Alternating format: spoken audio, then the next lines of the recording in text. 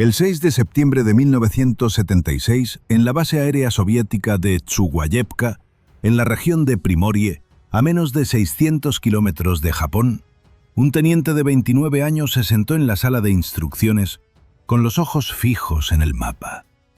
Su nombre era Víktor Ivanovich Belenko, piloto de élite de las Fuerzas de Defensa Aérea Soviética, y aquel día tenía una misión completamente distinta a la que sus superiores creían haberle asignado. Mientras el oficial al mando explicaba la ruta del ejercicio de entrenamiento sobre el mar del Japón, Belenko asentía en silencio, calculando en secreto tiempos, distancias, consumo de combustible y altitudes.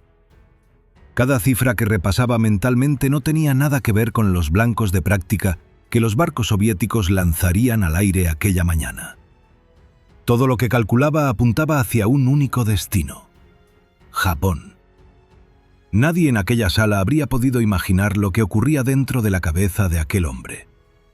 Belenko era considerado un piloto modelo, disciplinado, técnicamente brillante y completamente leal al sistema. Había ingresado en la academia militar siendo casi un adolescente, se había graduado entre los mejores de su promoción y había escalado hasta convertirse en uno de los pilotos más cualificados del regimiento. Volaba el Mikoyan Gurevich MiG-25, el interceptor más rápido y secreto de toda la Unión Soviética, un avión al que ni siquiera la mayoría de los oficiales tenían acceso directo. Sin embargo, detrás de esa fachada impecable, Belenko llevaba meses alimentando una resolución que había crecido en silencio como una grieta bajo el asfalto. Su vida personal estaba en ruinas, su matrimonio se había deshecho sin remedio, y la rigidez del sistema soviético le había negado cualquier salida digna. Pero más allá de lo personal, Belenko había comenzado a hacerse preguntas que ningún buen soviético debía formularse.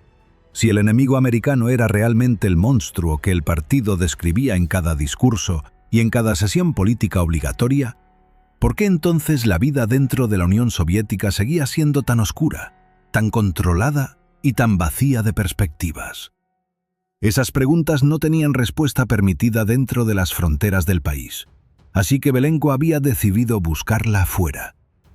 Durante semanas estudió en secreto las cartas de navegación de la región, memorizando rutas alternativas sobre el mar, identificando los sectores con menor cobertura de radar tanto soviético como japonés. Sabía que su única oportunidad era volar extremadamente bajo, a menos de 30 metros sobre las olas, para evitar ser detectado. Sabía también que el combustible sería su mayor enemigo. El MiG-25 consumía cantidades brutales de queroseno, y una ruta de evasión a baja altitud dispararía ese consumo hasta el límite. Tenía una sola oportunidad. Si el radar soviético le detectaba antes de cruzar la frontera marítima, los interceptores del propio regimiento recibirían orden de derribarle sin preguntas. Aquella mañana, antes del despegue, Belenko pasó por el reconocimiento médico obligatorio. El médico notó el pulso elevado. Belenko explicó que había hecho ejercicio intenso al amanecer. El médico lo anotó y le dejó pasar. Nadie sospechó nada. Minutos después, Belenko se encontraba en la cabina del MiG-25, completando la lista de verificación con manos que no temblaban. Los motores Tumansky R-15 rugieron al encenderse, cada uno capaz de generar 11 toneladas de empuje. Era el avión más temido de Occidente, y aquella mañana iba a convertirse en el mayor secreto entregado al enemigo en toda la historia de la Guerra Fría. El escuadrón despegó en formación sobre el mar gris de septiembre. Durante los primeros minutos, Belenko mantuvo su posición, volando con normalidad sin dar ninguna señal. Luego, sin previo aviso, inclinó el morro hacia la derecha, redujo la altitud de manera radical y desapareció entre las nubes bajas. Sus compañeros tardaron unos segundos en reaccionar. Para cuando informaron por radio, el MiG-25 ya volaba a apenas 30 metros sobre las olas con el rumbo fijo hacia Japón. Las frecuencias soviéticas se llenaron de llamadas urgentes. Los controladores en tierra intentaron contactar con él. Nadie obtuvo respuesta. Belenko voló durante minutos que debieron parecerle horas, con los ojos alternando entre el horizonte gris del mar y los instrumentos. No llevaba mapas impresos, todo estaba en su memoria. Sabía que en cualquier momento podía aparecer en una pantalla de radar y que entonces el tiempo se acabaría. Pero las pantallas permanecieron mudas. Cuando por fin tomó altitud al entrar en espacio aéreo japonés, el combustible marcaba niveles críticos. Su destino original era la base de Chitose, en Hokkaido, pero el combustible no alcanzaba. Buscó con la vista cualquier pista disponible y la encontró. El pequeño aeropuerto civil de Hakodate, una pista corta rodeada de campos. No había otra opción, y lo que ocurriría en los siguientes minutos cambiaría para siempre el equilibrio entre las dos superpotencias. La pista de Hakodate medía 800 metros de longitud, menos de la mitad de lo que necesitaba un MiG-25 para detenerse en condiciones normales. Belenko lo sabía. Aún así, no tenía elección. Los motores llevaban ya varios minutos consumiendo las últimas reservas de queroseno, y cualquier intento de alcanzar otro aeródromo habría terminado con el avión cayendo al mar. Activó el tren de aterrizaje, redujo la potencia al mínimo y enfiló la cabecera de pista con el morro inclinado hacia abajo. El MiG-25 tocó el asfalto con una violencia brutal, rebotó ligeramente y comenzó a frenar con toda la fuerza disponible. El asfalto se acabó en segundos. El caza continuó su carrera sobre hierba y tierra blanda, levantando una nube de polvo visible desde la terminal, hasta detenerse a más de 400 metros del final de la pista pavimentada, con el tren delantero hundido en el suelo blando. Dentro de la cabina, Belenko permaneció inmóvil durante unos segundos. Los motores se apagaron solos por falta de combustible. Afuera, el aeropuerto de Hakodate era un aeródromo civil sin presencia militar y sin protocolo para una situación remotamente parecida a aquella. Los trabajadores de la pista y algunos pasajeros que esperaban sus vuelos habían visto llegar aquel avión enorme con estrellas rojas en las alas y se habían acercado a mirarlo como si fuera un objeto caído del cielo. Varios conductores que circulaban por la carretera adyacente detuvieron sus vehículos y se acercaron a pie por curiosidad. Belenko abrió la cubierta de la cabina, sacó la pistola reglamentaria y disparó 2 veces al aire. No pretendía herir a nadie. Era una señal para mantener a distancia a los curiosos. La pequeña multitud retrocedió.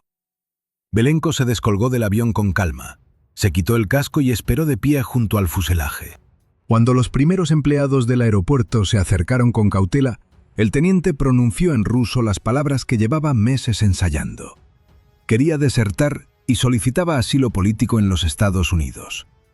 Los funcionarios del aeropuerto no hablaban ruso.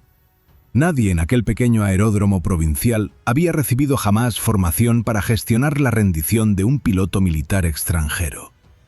Durante los primeros minutos reinó una confusión absoluta mientras buscaban a alguien que pudiera comunicarse con aquel hombre armado junto al caza soviético. Las autoridades locales fueron avisadas por teléfono y desde Tokio llegaron instrucciones contradictorias. Belenko permanecía junto al avión, tranquilo, sin intención de moverse. Lo que las autoridades japonesas tardaron en comprender era la magnitud de lo que acababa de caer en sus manos. El MiG-25 era el avión más clasificado de la Unión Soviética.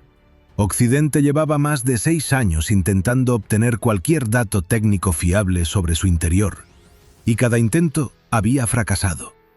Los servicios de inteligencia americanos habían construido teorías enteras sobre sus capacidades, basándose únicamente en fotografías satelitales y en las pocas veces que el aparato había sido detectado por radares extranjeros. Y ahora ese mismo avión estaba parado en una pista civil, con el tren hundido en la tierra y rodeado de curiosos. Cuando los agentes de la Fuerza de Autodefensa Aérea de Japón llegaron al aeropuerto, acordonaron la zona y comenzaron a alejar a los civiles. Belenko fue conducido al interior donde, a través de un intérprete convocado de urgencia, repitió su solicitud con total claridad. Quería ser trasladado a los Estados Unidos. No volvería bajo ninguna circunstancia. Y en cuanto al avión, podían hacer con él lo que considerasen oportuno. La embajada soviética en Tokio reaccionó pocas horas después con una declaración que exigía la devolución inmediata tanto del piloto como del aparato, invocando convenios internacionales sobre propiedad militar y soberanía sobre ciudadanos soviéticos en territorio extranjero. Los diplomáticos presentaron protestas formales ante el Ministerio de Asuntos Exteriores japonés en términos que rozaban la amenaza. Tokio ignoró cada una de ellas. Algunos funcionarios soviéticos intentaron acceder físicamente al aeropuerto durante aquellas primeras horas, y los agentes japoneses desplegados en el perímetro les impidieron el paso por la fuerza. En Washington, la noticia llegó a la CIA y al Pentágono casi simultáneamente.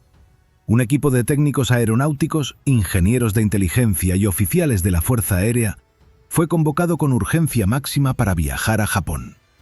Lo que aquel avión guardaba en sus sistemas, en su radar y en sus motores, era información que Occidente había intentado obtener durante años sin éxito.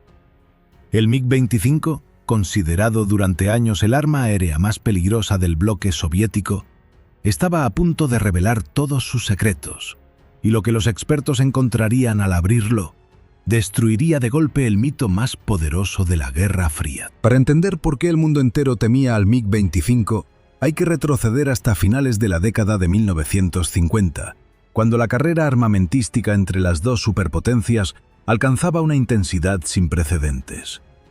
En aquellos años, los Estados Unidos habían puesto en servicio programas aeronáuticos que preocupaban profundamente a Moscú. El North American XB-70 Valkyria era un bombardero estratégico capaz de volar a 3 veces la velocidad del sonido a grandes altitudes, prácticamente inalcanzable para los interceptores soviéticos de la época.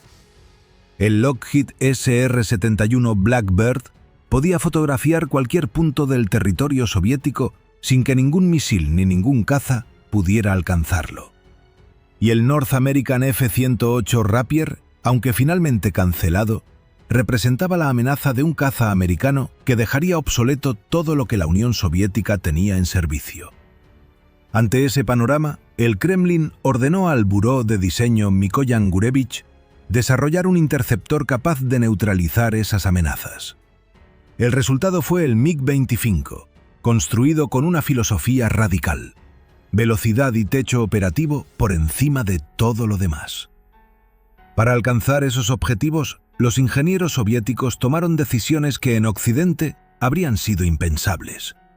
El fuselaje fue construido casi en su totalidad con acero inoxidable soldado a mano, un material pesado pero capaz de resistir las temperaturas extremas generadas por el rozamiento del aire a velocidades superiores a Mach 2,5.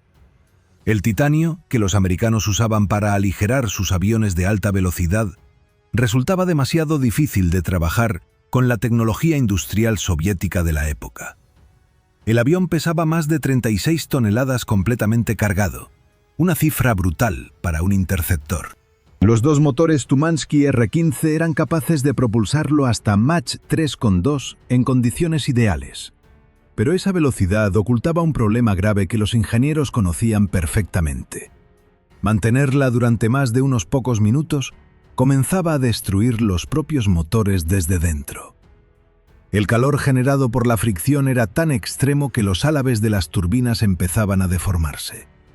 En la práctica, el MiG-25 tenía una velocidad operativa real muy inferior a su límite teórico, y superar Mach 2,8 de forma sostenida significaba arriesgar un fallo catastrófico de la planta motriz. Era un avión construido para impresionar sobre el papel, no para combatir durante horas sobre un frente de guerra. Occidente tardó años en saber todo esto. El MiG-25 fue detectado por primera vez por satélites espía americanos en 1964, durante pruebas en el aeródromo de Zhukovsky, al sur de Moscú. Las fotografías mostraban un avión de dimensiones inusuales con una silueta que no se parecía a nada conocido. Los analistas de la CIA se concentraron en las alas. Su gran superficie fue interpretada como señal de una maniobrabilidad excepcional. Los informes internos concluyeron que la Unión Soviética había desarrollado un caza capaz de superar en giro y en aceleración a cualquier aparato occidental. Esa interpretación era completamente errónea. Las alas grandes no existían para maniobrar, sino para generar la sustentación mínima necesaria que permitiera despegar a un avión de 36 toneladas de acero. El error de análisis tuvo consecuencias enormes en Washington. El Congreso aprobó fondos de emergencia para acelerar el desarrollo de nuevos cazas. Se revisaron las doctrinas de combate aéreo, y el MiG-25 pasó a ocupar el primer lugar en la lista de amenazas de la OTAN, con el nombre en clave Foxbat. En 1971, un MiG-25 de reconocimiento soviético sobrevoló territorio israelí mientras aceleraba para alejarse de los cazas enviados a perseguirlo. Los radares israelíes registraron una velocidad de Mach 3,2. Los americanos quedaron desconcertados. Ningún avión tripulado occidental podía igualar esa cifra. Lo que nadie mencionó en los informes era que el piloto soviético probablemente dañó sus propios motores de forma irreversible durante esa maniobra y regresó a base con la planta motriz al límite del fallo total. Así, durante más de una década, el MiG-25 gobernó la imaginación estratégica de Occidente sin haber disparado un solo misil en combate real y sin que nadie hubiera podido verificar si sus sistemas funcionaban como se suponía. Era el arma más temida del mundo basándose casi exclusivamente en suposiciones, fotografías borrosas y una lectura de radar que midía una velocidad que el propio avión no podía mantener sin destruirse. Todo ese castillo de mitos estaba a punto de derrumbarse en un hangar militar japonés, pieza por pieza, tornillo a tornillo. El 25 de septiembre de 1976, 19 días después del aterrizaje en Hakodate, el MiG-25 fue desmontado en secciones y transportado en un avión de carga hasta la base aérea de Hyakuri, a unos 100 kilómetros al noreste de Tokio. Allí, en un hangar con acceso estrictamente restringido, esperaba el equipo de especialistas enviado desde Washington con máxima prioridad. Ingenieros aeronáuticos, técnicos de aviónica y analistas de inteligencia se distribuyeron por zonas alrededor del aparato y comenzaron un trabajo que duraría casi 2 meses. Cada componente fue fotografiado, medido y analizado antes de ser retirado. Era el mayor ejercicio de ingeniería inversa realizado sobre hardware militar soviético en toda la historia de la Guerra Fría. Lo primero que llamó la atención fue la estructura del fuselaje. Los técnicos esperaban encontrar titanio, el material que los americanos usaban en sus aviones de alta velocidad para combinar resistencia con ligereza. En cambio, el 80% del MiG-25 estaba construido con acero inoxidable soldado de manera artesanal. Era una solución funcionalmente aceptable pero enormemente pesada, que penalizaba la maniobrabilidad de forma drástica. Un caza de más de 36 toneladas no podía competir en combate cerrado con ningún interceptor occidental moderno. El aparato no había sido diseñado para dogfights, sino exclusivamente para subir rápido, llegar alto y lanzar misiles antes de que el enemigo reaccionara. Fuera de ese escenario muy concreto, sus limitaciones eran severas y ninguno de los informes previos las había mencionado. El radar fue el siguiente gran desengaño. Los informes previos sugerían que montaba el sistema de detección más avanzado del bloque soviético. La realidad era diferente. El radar Smerch A utilizaba tecnología de válvulas de vacío, componentes que en la electrónica occidental habían quedado obsoletos más de una década atrás. Los americanos no podían creer que un avión actualizado en los años 70 siguiera dependiendo de tecnología de los años 40. Sin embargo, los técnicos descubrieron algo inesperado. Construido con componentes analógicos robustos y sin semiconductores sensibles, el radar era prácticamente inmune a los sistemas de guerra electrónica occidentales.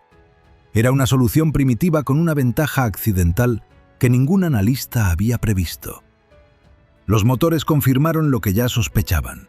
Los Tumansky R-15 eran máquinas de potencia bruta sin concesión alguna a la eficiencia o a la durabilidad. El consumo de queroseno a plena potencia era tan elevado que el avión agotaba sus depósitos en tiempo muy reducido, volando al límite. Los técnicos calcularon que operar por encima de Mach 2,8 de forma sostenida sometía a los álabes de las turbinas a temperaturas que superaban su tolerancia de diseño, lo que significaba que cada vez que el avión alcanzaba su velocidad máxima teórica, estaba consumiendo su propia vida útil a ritmo acelerado. La Fuerza Aérea Soviética probablemente había impuesto restricciones operativas internas que nunca aparecían en ningún documento filtrado a Occidente. Los misiles para los que el aparato había sido construido también fueron analizados mediante la documentación técnica hallada en la cabina. El MiG-25 estaba diseñado para portar 4 misiles aire-aire R-40, proyectiles de gran tamaño concebidos para derribar bombarderos lentos a larga distancia. Contra cazas ágiles, la combinación del avión con esos misiles ofrecía posibilidades muy limitadas. El sistema de guiado era efectivo en condiciones ideales contra blancos grandes volando en línea recta, pero frente a maniobras evasivas, su eficacia caía de manera significativa. Era un arma concebida para la guerra nuclear estratégica de los años 60, completamente desfasada frente al combate aéreo de los 70. Cuando el equipo americano terminó su trabajo, el avión fue vuelto a montar y cargado en un barco con destino a la Unión Soviética.